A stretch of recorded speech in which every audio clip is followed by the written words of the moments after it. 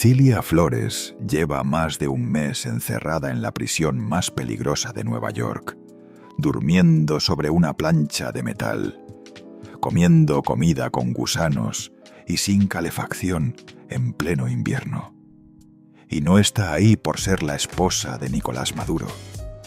Está ahí porque ordenó asesinatos, porque sus sobrinos trasladaban 800 kilogramos de cocaína desde el hangar del presidente, porque sus hijos robaron la comida de millones de venezolanos hambrientos y porque controló a cada juez del país durante 20 años para que nadie pudiera tocarla. Hasta que a las 3 de la madrugada del 3 de enero, 47 segundos bastaron para derrumbar todo. Hoy vas a conocer las pruebas que la hundieron. Primero, el párrafo exacto del documento del Tesoro de Estados Unidos que demuestra cómo la comida de los venezolanos más pobres terminó pagando suites de lujo en el Ritz de Madrid. Segundo, la frase que uno de sus sobrinos pronunció frente a un informante de la DEA, creyendo que nadie lo estaba escuchando. Tercero, la confesión del magistrado del Tribunal Supremo que explicó por qué ningún juez en Venezuela podía tocarla. Y cuarto, ¿qué ocurrió en esos 47 segundos en los que Maduro intentó cerrar una puerta de acero y no lo logró? Te voy a avisar cuando llegue cada una. Si te vas antes del final, te pierdes la que más le costó ocultar. Pero antes necesitas entender cómo una muchacha de barrio popular se convirtió en la persona que decidía quién vivía libre y quién no en Venezuela, y cómo terminó durmiendo sobre metal en la prisión más miserable de Nueva York. Porque esa historia empieza mucho antes de Maduro. Empieza con otro hombre y con una cárcel. Y empieza en un lugar donde nadie habría apostado un centavo por ella. 1956. Tinaquillo, una ciudad mediana, 3 horas al oeste de Caracas, en el estado Cojedes. Ahí nació Cilia de la Flores en una casa sin privilegios. Creció en los barrios del oeste de la capital, entre calles sin asfaltar y bloques grises. No heredó contactos ni apellidos. Lo que heredó fue un instinto que nadie le enseñó: detectar dónde estaba el poder y cómo acercarse a él. Ese instinto la iba a convertir en la persona más temida de Venezuela. Pero eso ella todavía no lo sabía. Estudió Derecho en la Universidad Santa María. Se especializó en Derecho Laboral y Penal. A los 22 años se casó con Walter Ramón Gavidia Rodríguez. Con él tuvo 3 hijos: Walter Jacob, nacido en 1978, Joseph Daniel en 1988 y Josué Alexander en 1990. Recuerda esos 3 nombres. Van a aparecer más adelante en esta historia y cuando lo hagan vas a entender por qué te pedí que los retuvieras. Para 1992, Cilia llevaba 14 años casada, 3 hijos, un título de abogada, una vida que parecía escrita de antemano. Pero entonces ocurrió algo que transformó Venezuela para siempre y que también la transformó a ella. El 4 de febrero de 1992, un teniente coronel llamado Hugo Chávez intentó derrocar al presidente Carlos Andrés Pérez. Fracasó. Fue encarcelado en la prisión de Yare. Antes de entrar, pronunció 2 palabras que recorrieron el país. La mayoría lo descartó como un golpista más. Cilia vio otra cosa. Vio al hombre alrededor del cual se iba a reconstruir todo el país. Vio la oportunidad de su vida. Se presentó en Yare sin que nadie la invitara. Se ofreció como abogada de Chávez y los militares rebeldes del 4F. No le pagaban, no la conocían, no tenía ninguna razón práctica para arriesgar su carrera, representando a un grupo de golpistas que la mayoría del establecimiento político venezolano consideraba terroristas. Pero ella había comprendido algo que los demás aún no entendían. Para tener poder, primero hay que estar junto a quien lo va a tener. Y Chávez iba a tener todo el poder del mundo. Fundó el Círculo Bolivariano de los Derechos Humanos para presionar por la liberación de los presos del 4F. Se incorporó al Movimiento Bolivariano Revolucionario 200, la organización clandestina de los militares rebeldes. Trabajó por la liberación de Chávez con una ferocidad que sorprendió incluso a los más radicales del movimiento. Organizaba marchas, redactaba documentos legales, visitaba las cárceles, conectaba a los presos con sus familias. Era la abogada, la mensajera, la coordinadora y la estratega, todo al mismo tiempo. Y fue en esas asambleas de barrio, en esas actividades por la liberación de Chávez, donde vio por primera vez a un muchacho que pedía la palabra con una energía que la dejó observando. Años después lo recordó en una entrevista.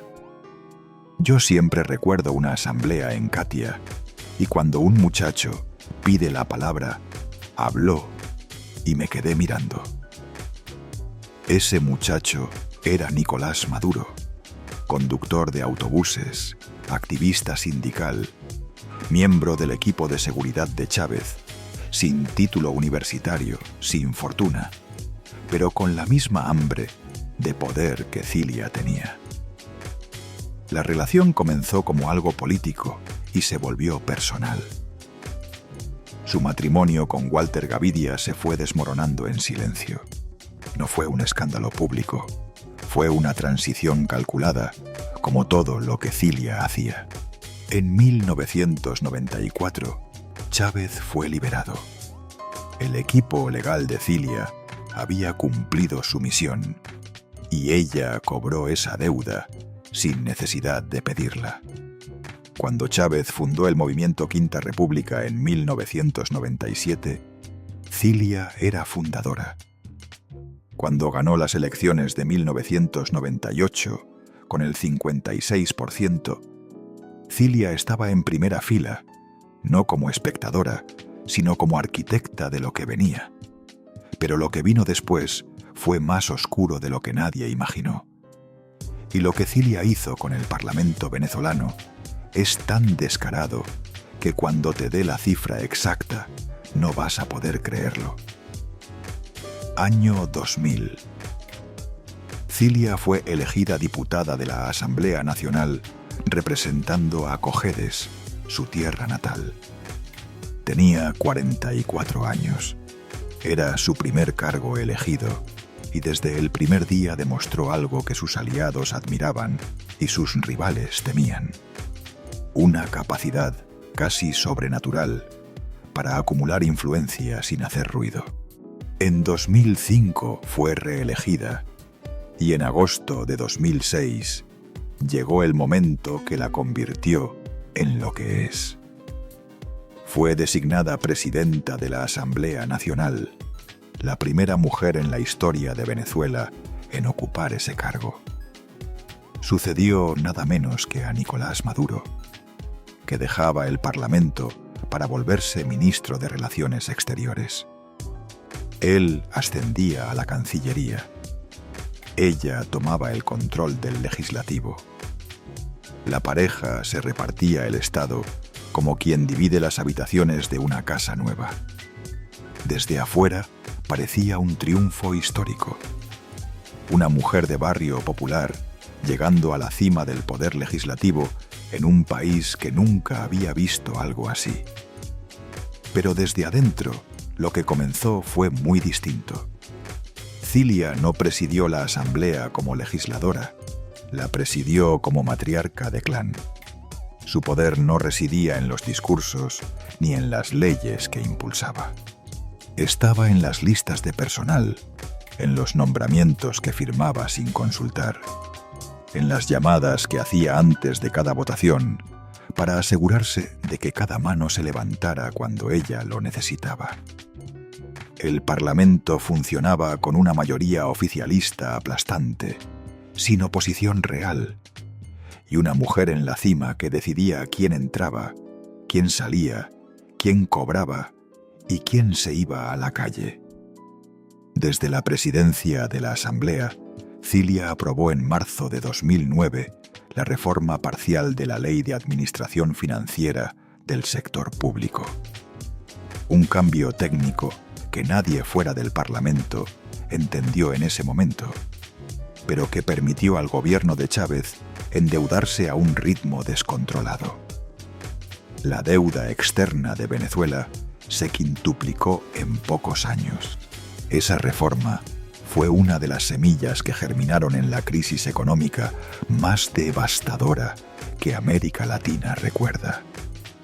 Cilia la firmó sin pestañear. Y entonces sucedió lo imperdonable. En 2007, durante un concurso para elegir nuevos empleados de la Asamblea, algo salió a la luz que reveló cómo funcionaba el poder real de Cilia. 2 de los 7 miembros del jurado evaluador eran su prima Numidia Flores y su nuera Magali Gutiérrez. Entre ambas avalaron la contratación de decenas de familiares directos de la presidenta. Primos, cuñados, hijos, la madre de la propia Cilia, su hijo Walter Jacob, el esposo de su nuera. Hasta el director de seguridad de la Asamblea resultó ser su primo, Vladimir Flores. En julio de 2008, William Díaz, presidente de la Unión de Trabajadores y Empleados de la Asamblea Nacional, lo denunció públicamente. La cifra que entregó dejó al país sin palabras. 47 familiares de Cilia Flores cobraban sueldo del Parlamento venezolano. 47 personas con el mismo apellido o lazos directos con la presidenta, ocupando cargos que iban desde seguridad hasta asesoría legal. 46 trabajadores sin vínculos familiares habían sido despedidos para hacerles espacio. La diputada Pastora Medina respaldó la denuncia y la amplió. Los despidos habían sido arbitrarios e ilegales, diseñados únicamente para acomodar al clan Flores. La denuncia debió haber tenido consecuencias. Debió haber investigaciones, sanciones, destituciones. No pasó nada. Años después, en 2016, Henry Ramos Alup, nuevo presidente de la Asamblea, tras la histórica victoria opositora, confirmó que seguían 40 familiares de Cilia en la nómina del Parlamento. Presentó un informe formal al Contralor de la República dentro del plazo legal. El Contralor nunca respondió, nunca abrió una investigación, nunca dijo una sola palabra. Cilia respondió sin parpadear: «Me siento orgullosa y defenderé su trabajo las veces que haga falta». Piensa en eso un momento. Un país que ya mostraba señales de colapso económico. Un parlamento donde se decidía el destino de 30 millones de personas. Familias que empezaban a hacer cola para comprar productos básicos y una mujer que usaba la institución más importante del Estado como oficina de empleo para su familia. Eso no es nepotismo, eso es otra cosa. Eso es considerar que el país te pertenece. Y esto es solo el principio. Todavía no hemos llegado al documento del Tesoro, ni a las grabaciones de la DEA, ni a la declaración del magistrado, ni a la madrugada del 3 de enero. Todo eso viene y cada cosa es peor que la anterior. Si no quieres perderte ninguna de esas revelaciones, Suscríbete al canal ahora mismo. Esta historia merece llegar a más gente. Pero Cilia no se detuvo en el nepotismo parlamentario. Lo que hizo después fue construir algo más sofisticado. Una red de testaferros familiares que operaba fuera de Venezuela. Uno de los 47 familiares contratados en la asamblea era su sobrino Carlos Eric Malpica Flores. Empezó como empleado menor del despacho de su tía. Cilia lo fue promoviendo silenciosamente. Según investigaciones de Armando.info, Runrunes, Poderopedia y El Pitazo, Malpica Flores se convirtió en uno de los principales testaferros de la familia presidencial. Creó empresas en Panamá, diseñadas específicamente para lavar capitales provenientes de entidades públicas venezolanas. Transfirió millones a cuentas de familiares en el exterior. Fue designado Tesorero Nacional de Venezuela, un cargo que le otorgaba acceso directo a las finanzas del Estado. En 2017, el Departamento del Tesoro de Estados Unidos lo sancionó por estar involucrado en corrupción y lo describió como un funcionario corrupto que actúa como intermediario financiero de la familia Maduro Flores. El sobrino que entró por la puerta trasera de la asamblea terminó administrando las cuentas del país entero. Construyó un entramado financiero que cruzaba continentes: Panamá, Andorra, Malta, Islas Caimán, y ese entramado conecta directamente con lo que te voy a contar ahora. Atención, porque aquí llega la primera de las 4 cosas que casi nadie se atreve a contar sobre Cilia Flores. Y necesito que entiendas el contexto. Cuando esto se hizo público, Venezuela ya llevaba años en una crisis humanitaria donde millones de personas no tenían acceso suficiente a la comida. El 25 de julio de 2019, el Departamento del Tesoro de Estados Unidos sancionó a 10 personas y 13 empresas vinculadas al régimen de Maduro. En la lista estaban los 3 hijos de Cilia Flores: Walter Jacob, Yoser Daniel y Joshua Alexander Gavidia Flores. En Venezuela los conocían como los chamos, los hijastros del presidente, los hijos de la primera combatiente. La acusación era demoledora. Los 3 formaban parte de lo que el Tesoro describió como una extensa red de corrupción que ha permitido al expresidente Nicolás Maduro y a su régimen beneficiarse significativamente de la importación y distribución de alimentos en Venezuela. Estamos hablando de las cajas CLAP, los comités locales de abastecimiento y producción. En teoría, un programa social creado para alimentar a las familias más necesitadas de Venezuela durante la peor crisis económica del continente. En la práctica, la maquinaria de robo más cruel que puedas imaginar. Porque no robaban petróleo ni minerales, robaban comida. Le robaban la comida a un pueblo que se estaba muriendo de hambre. El mecanismo era simple y brutal. El empresario colombiano Alex Saab obtenía contratos millonarios para importar alimentos al programa CLAP. A cambio de ese acceso privilegiado, Saab pagaba sobornos y comisiones directamente a los 3 hijos de Cilia: Walter, Yoser y Joshua. Los contratos estaban sobrevalorados, compraban a precios inflados, y la diferencia entre el costo real y el monto facturado iba directamente a los bolsillos de la red. El pueblo recibía cajas con productos de baja calidad, muchas veces vencidos o insuficientes, mientras la familia presidencial acumulaba cientos de millones. El secretario del Tesoro, Steven Mnuchin, lo dijo con una claridad que no dejaba margen para la duda. Alex Saab se comprometió con los integrantes del régimen de Maduro para dirigir una red de corrupción a gran escala que utilizaron de manera cruel para explotar a la población hambrienta de Venezuela. Y añadió: utilizan los alimentos como una forma de control social para recompensar a los seguidores políticos y castigar a los opositores mientras se embolsan cientos de millones de dólares. Grábate esto en la mente: cientos de millones de dólares robados de un programa de comida para pobres.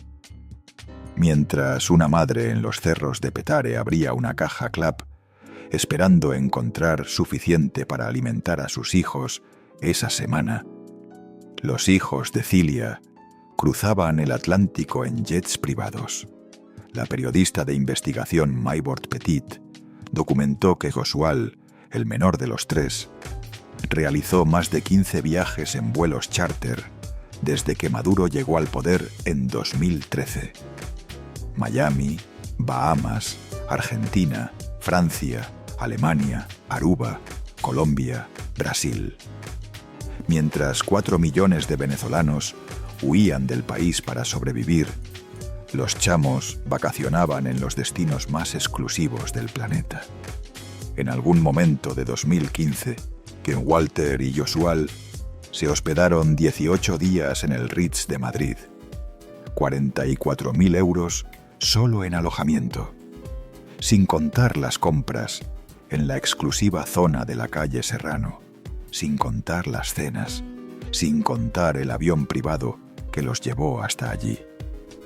Todo esto mientras millones de venezolanos hacían colas de 8, 10, 12 horas para intentar comprar 1 kilo de harina, que muchas veces se agotaba antes de que llegaran al mostrador. A lo mejor tú también conoces esa sensación. Ver a alguien que se llena la boca hablando del pueblo mientras vive como rey. Tal vez lo has visto en tu propio país. Tal vez lo has vivido en carne propia. Trabajar toda la vida, pagar tus impuestos, hacer las cosas bien y ver cómo los que gobiernan se lo llevan todo sin consecuencias. Esa rabia que sientes cuando descubres que la ley no es igual para todos. Esa impotencia. Eso es lo que millones de venezolanos sintieron durante años. Las investigaciones fueron más lejos. Revelaron que los 3 hijastros de Maduro lavaron desde España 159 millones de euros provenientes de la corrupción de PDVSA, la petrolera estatal venezolana. La red criminal operaba desde Madrid, con ramificaciones en Islas Caimán, Bahamas, Panamá, Malta y Andorra. Una estructura financiera diseñada para que el dinero desapareciera de los registros contables y reapareciera en cuentas personales al otro lado del mundo. Walter Jacob, el mayor, fue colocado por Maduro como presidente de la Fundación Propatia 2000, que adjudicaba contratos de infraestructura directamente desde el despacho presidencial. Tenía 27 años cuando lo nombraron. El puesto perfecto para cobrar comisiones a cambio de contratos y para garantizar que ninguna investigación llegara a buen puerto. Josual, el más joven, fue vinculado a los 23 años al caso del asesinato de Georman Liendo, un delincuente integrante de una banda llamada Los Piratas del Mar. El caso nunca prosperó judicialmente. Nadie se sorprendió. Era conocido en Caracas por las motos de alta cilindrada, las carreras nocturnas en las autopistas, los autos importados y las motos de agua. Un estilo de vida que no se explica con el salario de ningún empleo legal.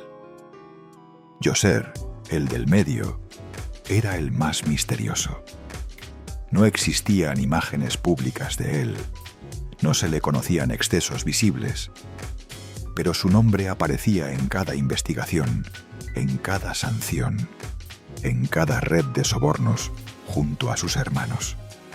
Su esposa, Mariana Staudinger, también fue sancionada por el Departamento del Tesoro. Esos eran los hijos de la primera combatiente, los frutos del árbol que Cilia plantó con sus propias manos.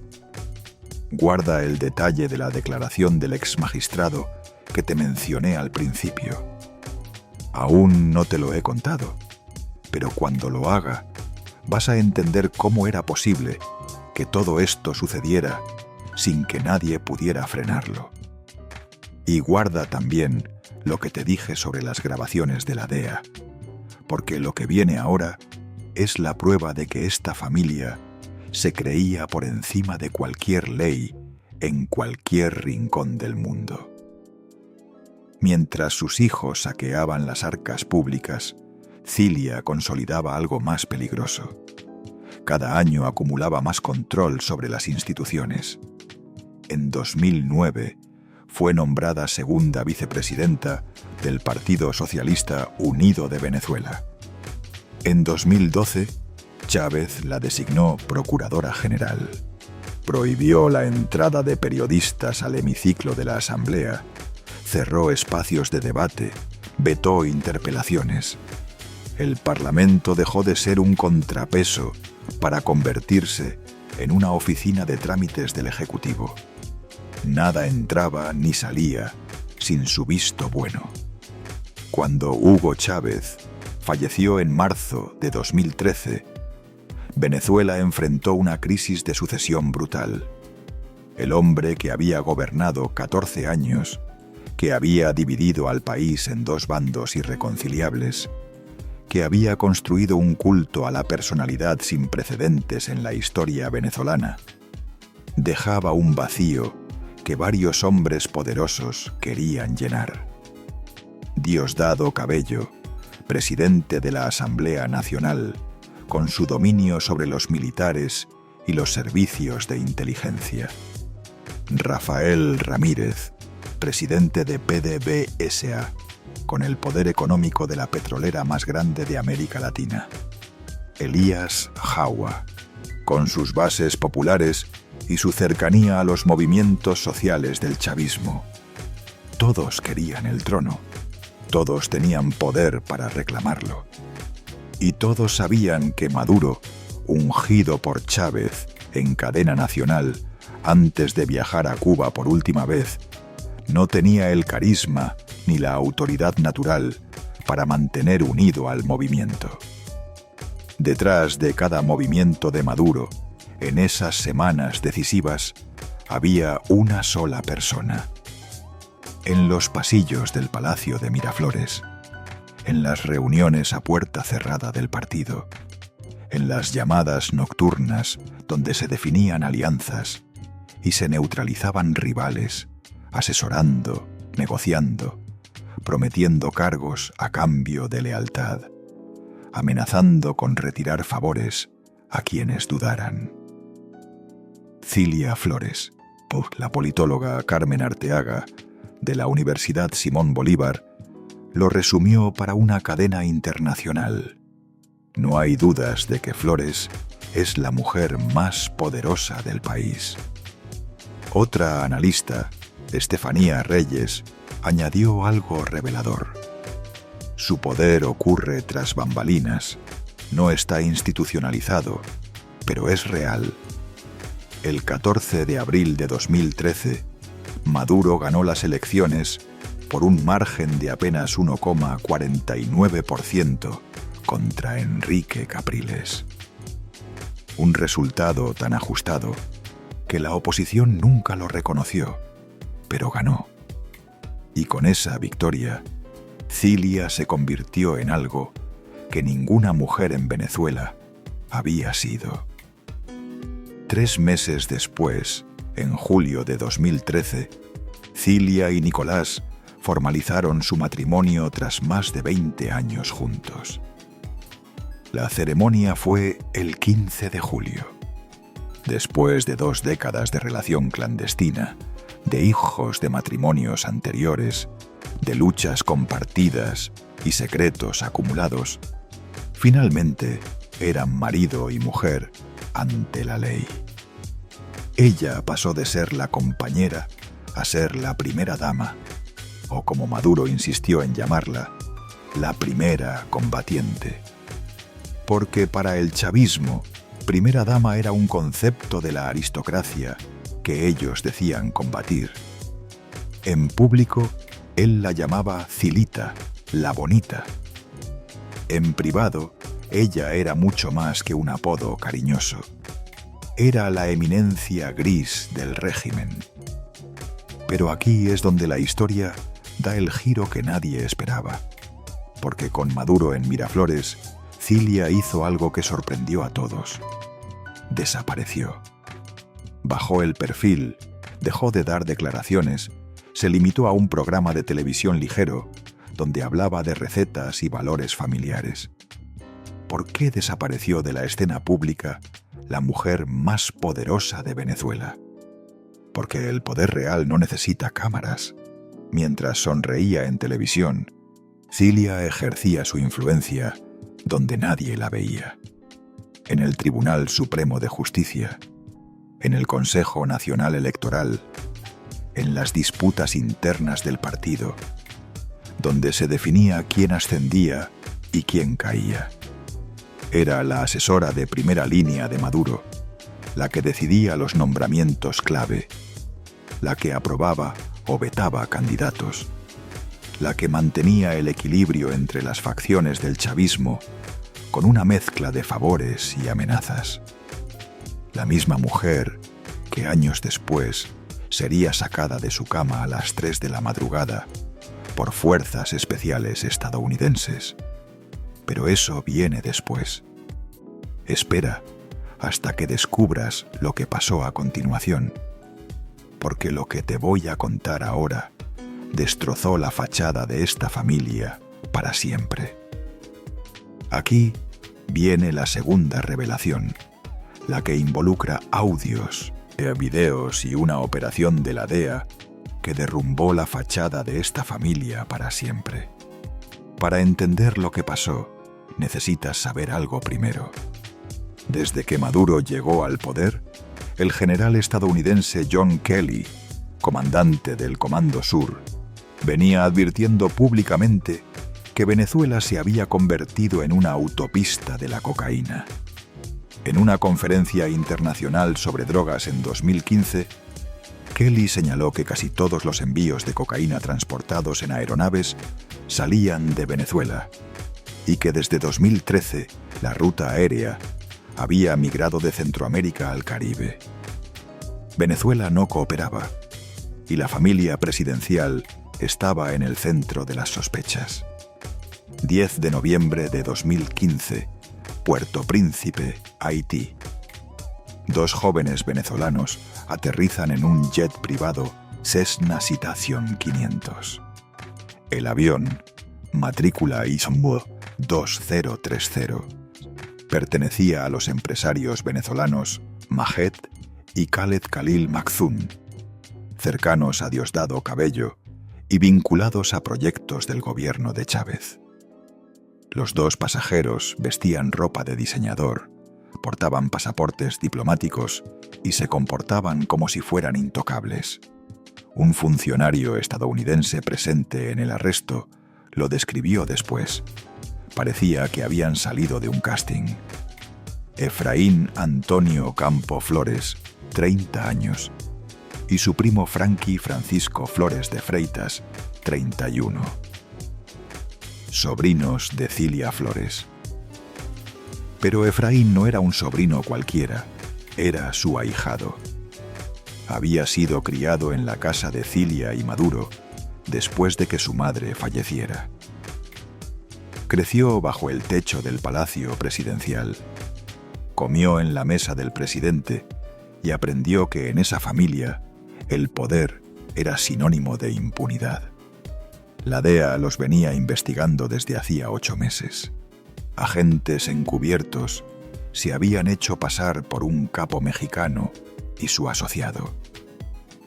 A principios de octubre de 2015, los dos informantes viajaron a Caracas. Se reunieron con los sobrinos. Las reuniones se celebraron en la propia capital venezolana, bajo las narices del gobierno más vigilado del continente, y fueron grabadas, audio y video. En esas grabaciones, Campoflores se presentó como el que está a cargo. Dijo algo que los agentes no olvidarían. Estamos en guerra con Estados Unidos, con Colombia, con la oposición, y aseguró que los cargamentos de cocaína eran imposibles de rastrear, porque el avión saldría como si alguien de nuestra familia estuviese a bordo. No era una metáfora. Los envíos salían del hangar presidencial del aeropuerto de Maiquetía con protección de la Guardia de Honor del presidente. El 26 de octubre, Campoflores detalló el plan. Enviarían cocaína y buscaban conseguir alrededor de $20 millones. Al día siguiente, el 27, ambos presentaron 1 kilogramo de cocaína de alta pureza a los informantes como muestra de lo que podían ofrecer. El plan final: 800 kilogramos de cocaína desde Venezuela hasta Honduras con destino a Estados Unidos. El pago: $20 millones, y según la Fiscalía, parte de ese dinero estaba destinado a financiar la campaña electoral de su tía Cilia al Congreso. La droga y la política mezcladas en un solo sobre. Volaron a Haití en el jet privado, acompañados de 2 militares venezolanos y guardias presidenciales de honor. 800 kilogramos de cocaína, pasaportes diplomáticos, protección militar del palacio. En un restaurante de un hotel cercano al Aeropuerto Internacional Toussaint Louverture de Puerto Príncipe, los sobrinos se encontraron con el supuesto capo mexicano. Hablaron de precios, de rutas, de fechas, y entonces el informante se retiró al baño. Segundos después, la Brigada de Operaciones Especiales haitiana, junto con agentes de la DEA, irrumpieron en el restaurante. Los agentes vestían uniformes identificatorios. Los sobrinos fueron esposados, arrestados, trasladados a un avión de la DEA. Esa misma noche estaban en Nueva York. ¿Qué hizo Cilia cuando se enteró? Habló de secuestro. Dijo que tenía pruebas de que la DEA había secuestrado a sus familiares. Maduro publicó una condena a los ataques y emboscadas imperiales. Diosdado Cabello lo calificó de secuestro. El aparato del Estado cerró filas. Los medios oficiales repitieron la versión sin cuestionarla, pero la evidencia que la Fiscalía de Nueva York presentó al jurado era aplastante. Fotografías de las reuniones en Venezuela y Honduras, videos grabados con dispositivos ocultos por los informantes, mensajes extraídos de los teléfonos de los acusados. Y entre esos mensajes, algo que heló la sangre del tribunal. Los sobrinos se habían enviado fotos de una cabeza decapitada y un cuerpo desmembrado. Imágenes que revelaban el entorno en el que se movían. El juicio duró 9 días. 14 testigos, agentes de la DEA, informantes, analistas de datos, traductores. El 18 de noviembre de 2016, el jurado los declaró culpables por unanimidad de conspirar para introducir cocaína a Estados Unidos. La Fiscalía había alegado que parte del dinero estaba destinado a ayudar a su familia a mantenerse en el poder. En diciembre de 2017, el juez Paul Crotty los condenó a 18 años de prisión y una multa de $50,000 a cada uno. La Fiscalía había pedido 30 años. El juez consideró que la pena máxima era excesiva. También dijo algo que quedó grabado en las actas. Los sobrinos no eran los traficantes de drogas más astutos que han existido. La defensa los había descrito como dos novatos que intentaban ganar millones sin entender nada del narcotráfico y cayeron en una trampa de la DEA. Pero la fiscalía pintó un cuadro muy diferente. Dos jóvenes que se creían por encima de la ley porque pertenecían a la familia más poderosa de Venezuela. Según los periodistas presentes en la sala, los narcosobrinos lloraron al escuchar la sentencia. Era la primera vez en la historia que familiares directos de un presidente en ejercicio eran condenados por narcotráfico en Estados Unidos. Y hay un detalle que hace esta historia aún más oscura.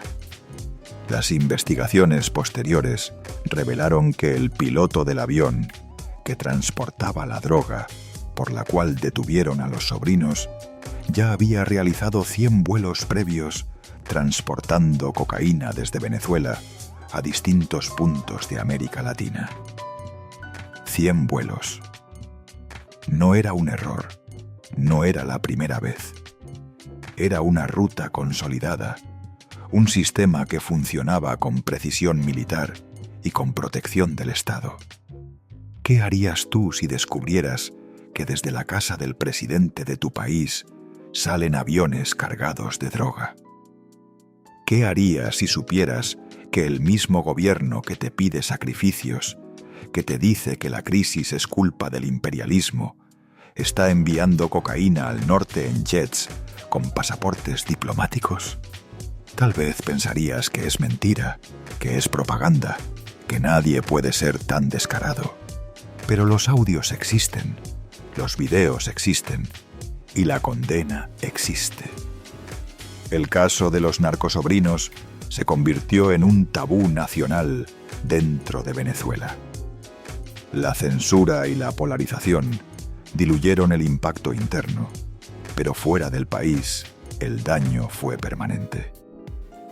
El apellido Flores quedó asociado para siempre con una trama donde nepotismo y crimen transnacional eran la misma cosa. En octubre de 2022, la administración Biden liberó a los dos narcosobrinos en un intercambio de prisioneros. Los devolvió a Venezuela a cambio de 7 ciudadanos estadounidenses, entre ellos 5 exgerentes de Citgo, la filial de PDVSA en Houston. La decisión generó indignación. Para Cilia fue una victoria, pero una victoria que duró poco, porque lo que venía después sería infinitamente peor, y tiene que ver con aquella cuarta cosa que te prometí al principio. La madrugada del 3 de enero, 47 segundos.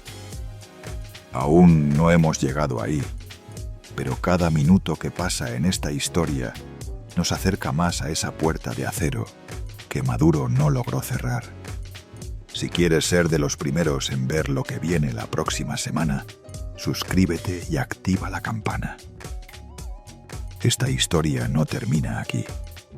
Tal vez tú también sabes lo que es creer que ya pasaste lo peor, que la tormenta quedó atrás y descubrir que apenas estaba empezando. Mientras los narcosobrinos cumplían condena y sus hijos acumulaban sanciones, Cilia seguía operando desde las sombras. Pero el verdadero poder de Cilia nunca estuvo frente a las cámaras. Estuvo en un lugar que nadie sospechaba. Y lo que te voy a contar ahora explica todo. Todo. Cómo sus hijos robaban sin consecuencias, cómo sus sobrinos traficaban sin miedo, cómo nada funcionaba en Venezuela sin su permiso. Y ahora sí, la tercera revelación. Esta es quizás la más sorprendente de todas. En enero de 2019, Cristian Zerpa, magistrado del Tribunal Supremo de Justicia, huyó de Venezuela con su familia y se refugió en Estados Unidos. En una entrevista con un medio de Miami, dijo lo que nadie se atrevía a decir en voz alta. Zerpa declaró que Cilia Flores dirige y controla a los magistrados del Tribunal Supremo de Justicia, que en Venezuela no existe autonomía de poderes, que muchas sentencias se dictan tras consultar clandestinamente a la Presidencia de la República, que los magistrados reciben instrucciones antes de emitir fallos. Fue más lejos. Dijo que su propia elección como magistrado fue decidida por Nicolás Maduro con el objetivo explícito de garantizar decisiones favorables al gobierno, y que fue la propia Cilia Flores quien le comunicó personalmente que sería nombrado magistrado del máximo tribunal del país. No Maduro, no un funcionario del partido. Cilia. Ella era quien manejaba los hilos del poder judicial desde una posición que no figuraba en ningún organigrama oficial. Zerpa también reveló que cuando surgían casos políticamente sensibles, los magistrados consultaban la decisión con la presidencia antes de dictar sentencia. El tribunal más alto de Venezuela, el que debía ser garante de la Constitución y defensor de los derechos de 30 millones de personas, funcionaba como una oficina de trámites de Miraflores. Y la jefa de esa oficina no era el presidente, era su esposa. Venezuela pasó más de 2 décadas sin una sola sentencia firme contra el Estado. Más de 20 años. Ni un solo fallo relevante en contra del gobierno en ninguna materia. Ninguna investigación sobre corrupción prosperó. Ningún fiscal se atrevió a señalar a los poderosos del régimen. Cuando la fiscal general Luisa Ortega Díaz lo intentó en 2017, fue destituida, perseguida y tuvo que abandonar el país. La justicia dejó de ser un contrapeso del poder para convertirse en su instrumento más efectivo. Y según todos los que conocieron el sistema por dentro, Cilia fue la arquitecta de esa transformación silenciosa. El exfiscal principal, Zahir Mundaray, la describió como una figura fundamental en la estructura de poder y la corrupción del país.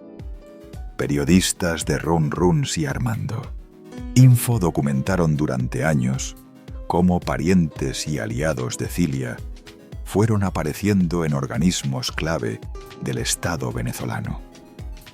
El Servicio Nacional Integrado de Administración Aduanera y Tributaria, el Servicio Bolivariano de Inteligencia, ministerios, gobernaciones, empresas estatales y tribunales de todas las instancias. Una red de lealtades personales que atravesaba todo el aparato estatal como raíces bajo el asfalto. Cilia no firmaba resoluciones, no aparecía en organigramas oficiales, no daba ruedas de prensa sobre nombramientos judiciales, pero su nombre, o el de alguien de su círculo más cercano, aparecía siempre en el recorrido previo a cada decisión importante. Un analista lo resumió con una frase que se volvió conocida entre los estudiosos del chavismo: el poder verdadero se consolida cuando controla la justicia. Cilia no firmaba resoluciones, pero mandaba porque podía. ¿Recuerdas cuando te dije que nada se movía en Venezuela sin que Cilia lo supiera? Ahora entiendes por qué. No es que nadie pudiera frenar la corrupción de sus hijos o investigar la cocaína de sus sobrinos. Es que ella controlaba el sistema que debía frenarlos. Los jueces que debían investigar respondían a ella. Los fiscales que debían actuar trabajaban para ella. Los contralores que debían fiscalizar callaban ante ella. El país entero era su tablero de ajedrez y cada pieza estaba exactamente donde ella la había colocado. Quizá tú también Has conocido esa sensación de impotencia cuando sabes que algo está profundamente mal, pero no puedes hacer nada. Cuando llevas a tu madre al hospital y no hay medicinas. Cuando trabajas todo el mes y el sueldo no alcanza ni para la comida. Cuando ves que los de arriba viven en otro mundo mientras tú luchas por sobrevivir. Y cuando buscas justicia, descubres que la justicia también tiene dueño. Millones de venezolanos vivieron esa sensación durante décadas. Vieron cómo se desmoronaba su país. Vieron cómo desaparecía la comida, la medicina, la esperanza. Y cuando tocaron la puerta de un tribunal, encontraron que la llave la tenía Cilia. Y durante todo ese tiempo, una frase la acompañó. Una frase que ella usaba desde los 90, cuando visitaba a Chávez en la cárcel de Yare, cuando todo era incierto y el futuro del movimiento dependía de la voluntad de un puñado de personas. Nadie nos va a detener. Se la dijo a Chávez cuando lo defendía en Yare y el mundo los ignoraba. Se la repitió a sí misma cuando la acusaron de colocar a 47 familiares en la nómina del Parlamento. Se la susurró cuando la DEA arrestó a sus sobrinos con 800 kilogramos de cocaína en Haití. Se la dijo a Maduro cuando el Tesoro de Estados Unidos congeló los bienes de sus 3 hijos. Se la repitió cuando el mundo entero los sancionaba, los señalaba, los aislaba diplomáticamente. Nadie nos va a detener. Pero alguien los detuvo. A finales de 2025, Estados Unidos intensificó su presencia militar en el Caribe. Portaaviones, buques de asalto anfibio, submarinos. Maduro reforzó su seguridad a niveles sin precedentes. 140 guardaespaldas cubanos de las Avispas Negras, la unidad de tropas especiales más temida de las Fuerzas Armadas de Cuba, formaban el primer anillo de protección. Detrás de ellos, unidades de la Guardia Nacional Bolivariana, sistemas antiaéreos rusos, Buk, M2E e Igla, desplegados en puntos estratégicos. Maduro había presumido en octubre de 2025 que tenía 5.000 misiles portátiles hasta en la última montaña, hasta en el último pueblo y hasta en la última ciudad del territorio. La llamada Casa de los Pinos en Fuerte Tiuna era su fortaleza final. Muros altos, túneles subterráneos, salidas alternas, zonas boscosas, alcabalas de control, y en el corazón del complejo, un búnker de acero macizo, donde la pareja creía estar absolutamente a salvo. Pero Estados Unidos llevaba meses preparándose en secreto. Desde al menos 5 meses antes, la operación estaba en marcha. Ensayos clandestinos en bases militares, inteligencia humana dentro de Venezuela, que proporcionaba información sobre los movimientos de Maduro, drones furtivos monitoreando la Casa de los Pinos las 24 horas, ataques encubiertos contra redes de narcotráfico en el Caribe, como cobertura para desplegar capacidades militares sin levantar sospechas. Mike Vigil, ex jefe de operaciones de la DEA, confirmó después que había personas dentro de Venezuela que no estaban de acuerdo con el régimen y que estaban entregando información. Prepárate, porque lo que viene es la razón por la que hice este video. Es lo que te prometí desde el primer minuto y te aseguro que no vas a poder dejar de escucharlo. Y ahora llegamos a la cuarta y última revelación. La que te prometí al principio, la que más le costó ocultar. Si has llegado hasta aquí, esto es para ti y te lo ganaste. 2 de enero de 2026, las 23:46, hora de Venezuela. En Mar-a-Lago, Florida, Donald Trump observa desde una sala improvisada cubierta con cortinas negras, camisa blanca, traje oscuro sin corbata. Frente a él, pantallas transmitiendo en tiempo real desde más de 2000 kilómetros al sur. Junto a él, varios integrantes de su gobierno. El general jefe del Estado Mayor Conjunto, el secretario de Estado Marco Rubio.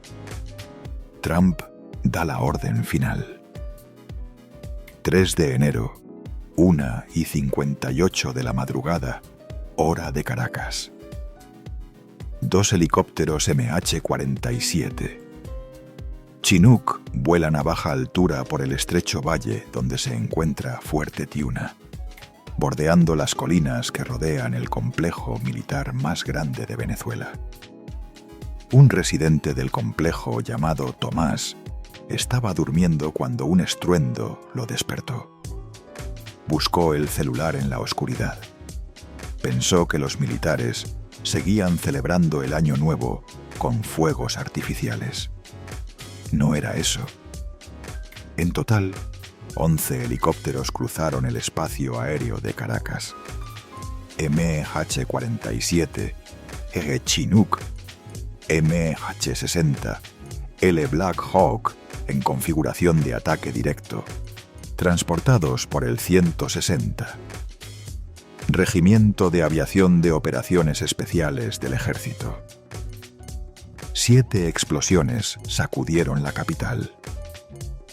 La base aérea de La Carlota, un sistema antiaéreo, Buk M2 destruido, Charallave, el Higuerote, el puerto de La Guaira, las antenas de comunicación militar del Cerro El Volcán, 2 subestaciones eléctricas bombardeadas.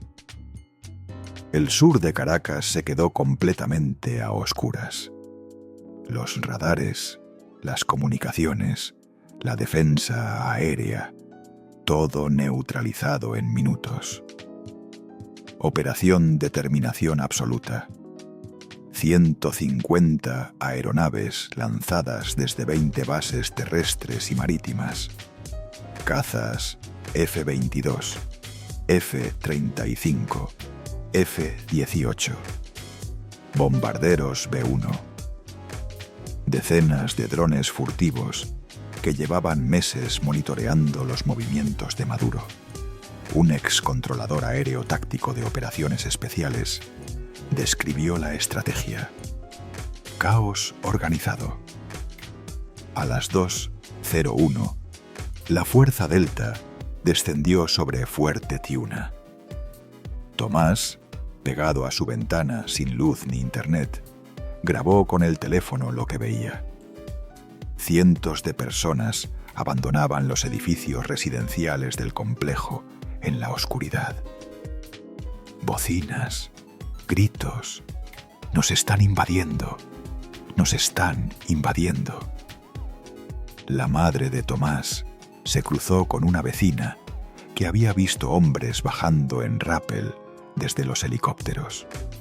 Vestidos de negro, caras cubiertas. Se desató un tiroteo feroz con los 140 guardaespaldas cubanos de las avispas negras que custodiaban la residencia. El piloto del helicóptero Chinook Leader fue herido en la pierna por fuego de un cañón antiaéreo ZSU-23 cuando se aproximaban al complejo. El helicóptero fue golpeado con fuerza, pero logró mantenerse operativo. 32 cubanos murieron, 23 venezolanos. Decenas sufrieron quemaduras graves y otras heridas.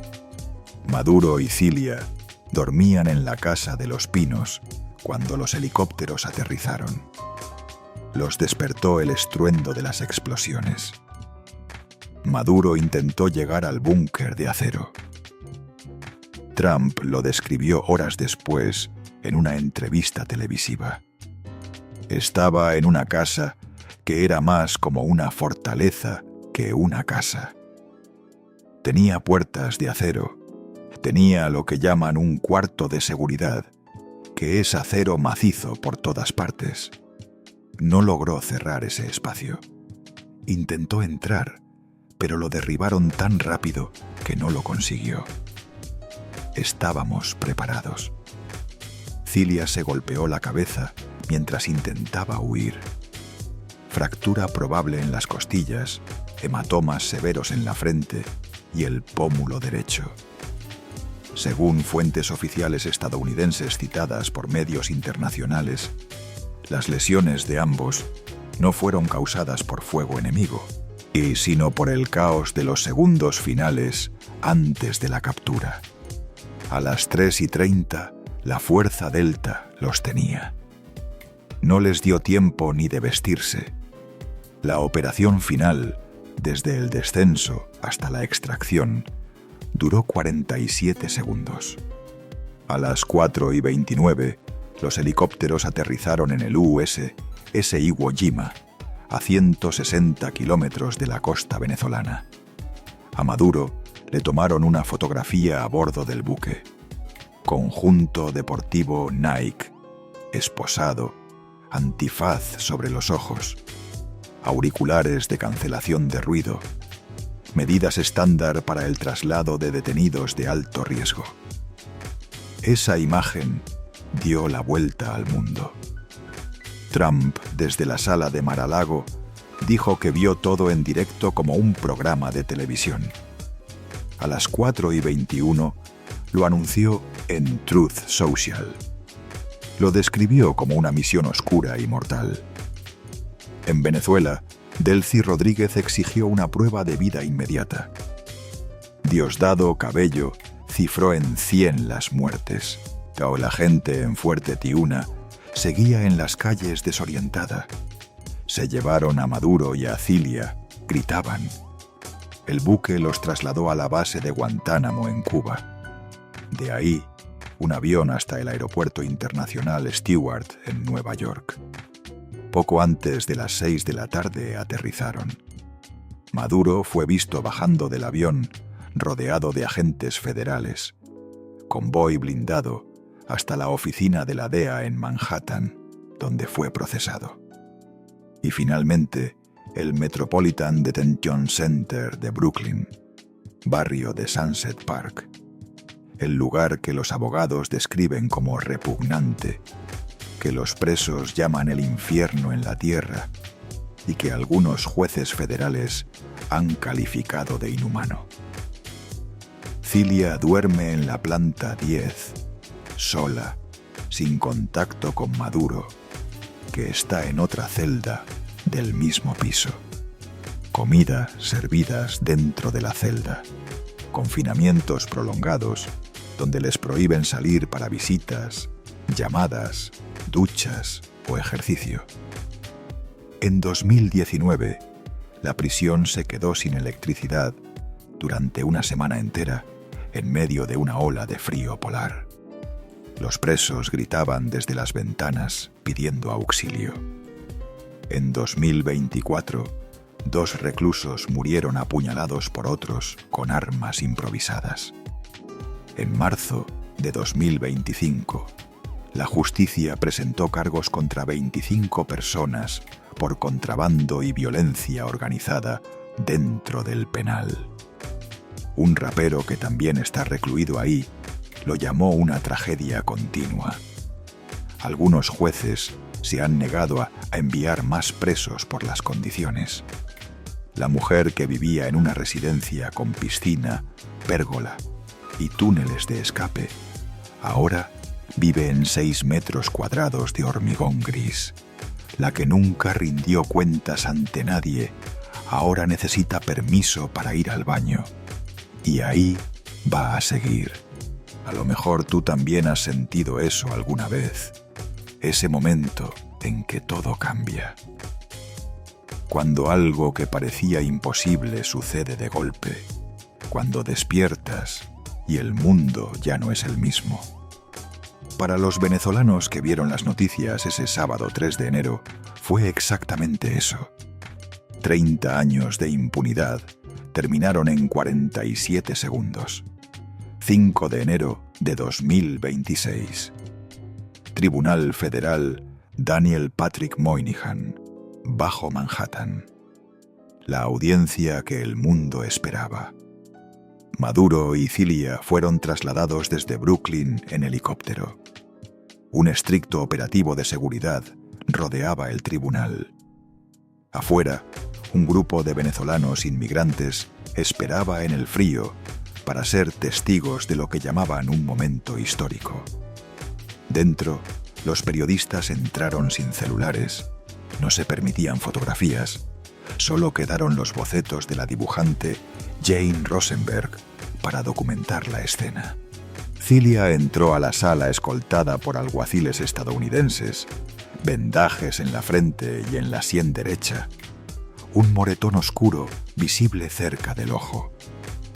Necesitó ayuda para sentarse en la mesa de la defensa. Cuando tuvo que ponerse de pie, se tambaleó y tuvo que apoyarse en un oficial federal. En los bocetos de la sala se veía una mujer de 69 años, con el rostro vendado, sentada a pocos metros del hombre con quien llevaba más de 30 años construyendo un imperio. Maduro, a su lado, permanecía visiblemente inquieto. Se reclinaba en la silla, juntaba las manos como en oración, bajaba la cabeza, recorría la sala con la mirada. Su abogado Mark Dembow declaró ante el juez Alvin Hellerstein que Cilia sufrió lesiones significativas durante su captura. Dijo que podría tener una fractura en las costillas y un hematoma severo. Pidió una radiografía y una evaluación médica completa. El juez autorizó la atención. Cuando Hellerstein le pidió que confirmara su identidad, Cilia respondió a través de un traductor: «Soy primera dama de la República de Venezuela».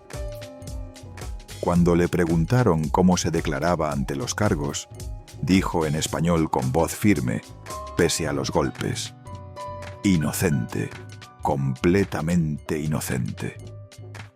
Maduro, por su parte, declaró: «Soy un hombre decente. Sigo siendo el presidente de mi país. Soy el presidente de Venezuela y me considero prisionero de guerra. Fui capturado en mi casa en Caracas, Venezuela». La audiencia duró poco más de 30 minutos, pero lo que se dijo en esos minutos definió el resto de sus vidas. Los cargos contra Cilia Flores son 4. 2 por conspiración para introducir cocaína a Estados Unidos. 1 por conspiración para poseer ametralladoras y dispositivos destructivos. Y 1 por posesión de esas armas. La Fiscalía del Distrito Sur de Nueva York la describe no como una esposa que acompañaba a su marido, sino como una participante activa y esencial de la estructura criminal del régimen. Según la acusación, en 2007, Cilia asistió a una reunión donde aceptó cientos de miles de dólares en sobornos para organizar un encuentro entre un narcotraficante de gran escala y Néstor Reverol Torres, director de la Oficina Nacional Antidrogas de Venezuela. Tras esa reunión, el narcotraficante acordó pagar un soborno mensual a Reverol y aproximadamente $200.000 por cada vuelo que transportara cocaína, para garantizar su paso seguro a través del espacio aéreo venezolano. Parte de esos pagos terminó en manos de Cilia. Pero la acusación va mucho más allá de un encuentro en 2007. El expediente señala que entre 2004 y 2015, Maduro y Cilia trabajaron de manera conjunta para traficar cocaína, gran parte de la cual había sido incautada previamente por las fuerzas del orden venezolanas. Es decir, la droga que el propio Estado confiscaba era redirigida y transportada fuera del país, con asistencia de escoltas militares armadas y la cobertura de colectivos progubernamentales. La acusación también establece que Maduro y Cilia ordenaron secuestros, palizas y asesinatos contra quienes les debían dinero de drogas o de algún modo entorpecían su operación de tráfico. Eso incluye el homicidio de un jefe local de drogas en Caracas. El poder que Maduro usaba para gobernar Venezuela y el poder que Cilia ejercía desde las sombras eran, según la Fiscalía estadounidense, el mismo poder que protegía toneladas de cocaína en su camino hacia el norte. La fiscal general de Estados Unidos, Pam Bondi, lo resumió en una frase que publicó en sus redes: «Pronto enfrentarán toda la fuerza de la justicia estadounidense en suelo estadounidense y en tribunales estadounidenses». «Nadie nos va a detener», decía Cilia.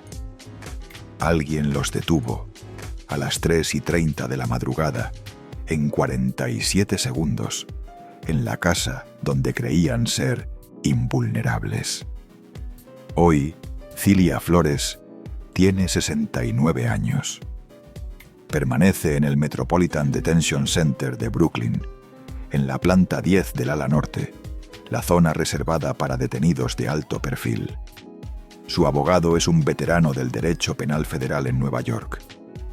El abogado de Maduro es Barry Pollack, conocido internacionalmente por haber representado a Julian Assange, que la próxima audiencia está programada para el 17 de marzo de 2026 ante el juez Alvin Hellerstein. Los expertos anticipan que el proceso judicial podría extenderse durante años. En la misma prisión de Brooklyn están Luigi Mangione, Sean Diddy Combs y el Mayo Zambada. La mujer que controlaba la justicia de un país entero ahora comparte instalaciones con algunos de los reclusos más notorios de Estados Unidos. Sus 3 hijos tienen bienes congelados y cuentas bancarias bloqueadas en múltiples jurisdicciones. Los narcosobrinos liberados en el intercambio de prisioneros de 2022 fueron sancionados nuevamente por el Departamento del Tesoro. Alex Saab, el empresario que les pagaba las comisiones del club, fue extraditado a Estados Unidos en 2021. La red completa sigue bajo investigación federal. Venezuela atraviesa una transición sin precedentes. Mondelci Rodríguez asumió funciones ejecutivas. Diosdado Cabello, el hombre que muchos consideran el segundo poder real del chavismo, fue identificado por Estados Unidos como objetivo potencial. Según Reuters, la acusación en su contra incluye el envío de 5,5 toneladas de cocaína a México en un avión C-9. El sheriff ha vuelto al continente. Mike Vigil, ex jefe de operaciones internacionales de la DEA durante 31 años, dijo algo que resume la paradoja de esta historia.